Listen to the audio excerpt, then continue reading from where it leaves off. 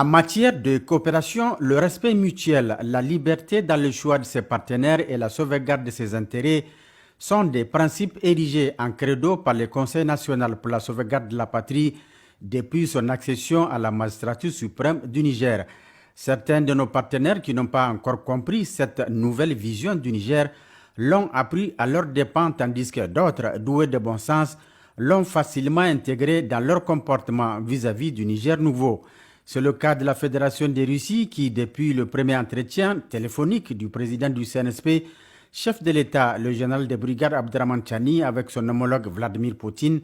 a mis un point d'honneur à respecter les 10 principes. C'est au nom de ce respect mutuel que la Fédération de Russie continue d'honorer ses engagements vis-à-vis des nouvelles autorités du Niger.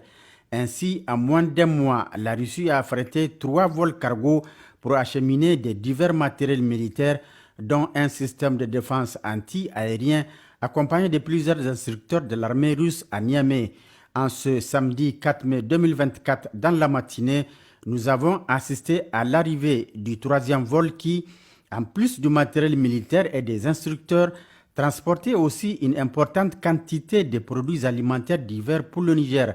En son temps, vous avez vu sur nos antennes l'arrivée du premier vol, mais pour des raisons de sécurité nationale, nous n'avons pas eu l'autorisation de diffuser l'arrivée et le contenu du deuxième vol. On le voit, notre coopération avec la Fédération de Russie est marquée par le sceau du pragmatisme, de la fiabilité et surtout de la discrétion.